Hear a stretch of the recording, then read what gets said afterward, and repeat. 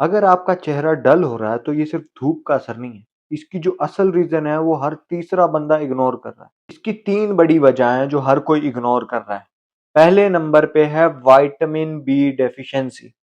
Vitamin B ایک vitamin ہے be complex کا، یعنی وائٹامن بی ہوتے ہیں، ان میں سے ایک وائٹامن ہے B12 جو کہ باڈی کو انرجی دیتا ہے اور بہت سارے فنکشن ہیں جس کے۔ ہاں اگر آپ کے ڈائٹ میں وائٹامن B12 کم ہے تو آپ کی جو سکن ہے وہ بہت زیادہ ڈل ہو جائے گی، لائف لیس فیل ہوگی، جیسے جان ہی نہیں ہے۔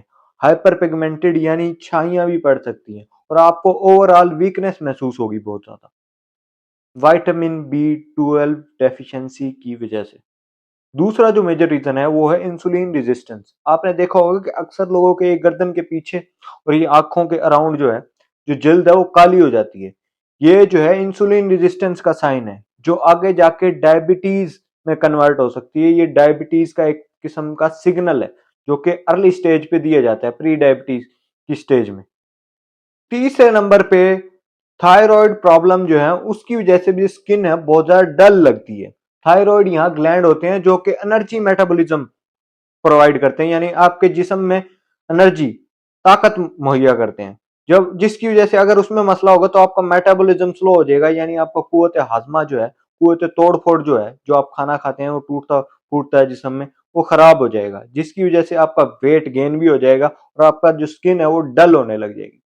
اس کا سولوشن کیا ہے؟ اس کا سولوشن پہلے نمبر پہ یہ ہے کہ آپ وائٹامن B12 جو ہے، جسے اینٹی پرنیشیس انیمیا وٹامن بھی کہا جاتا ہے، اس کے سپلیمنٹ استعمال کریں، کسی کلینکل نیوٹریشنسٹ سے مل کے یا ڈاکٹر سے مل کے۔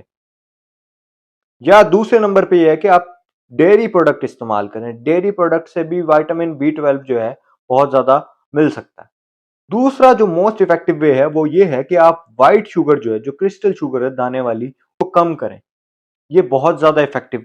پھر بھی آپ کا چہرہ بلا وجہ ڈارک رہ رہا ہے، ڈل رہ رہا ہے، تو آپ انسولین اور تھائرائڈ کے جو پروفائل ہے وہ ٹیسٹ آپ کروائیں، تاکہ آپ کو پتا چلے کہ انسولین کا مسئلہ تو نہیں ہے، انسولین ریزسٹنس کا مسئلہ تو نہیں ہے، یا کوئی تھائرائڈ پروفائل میں ڈسٹربنس تو نہیں آ رہی، ہائپر تھائرائڈزم یا ہائپو تھائرائڈزم کا مسئلہ تو نہیں۔ اگر آپ اس میں سے پہلے، دوسرے، تیسرے علامات میں سے کوئی محسوس کر رہے ہیں تو آپ کمنٹ کر سکتے ہیں۔ بہت شکریہ۔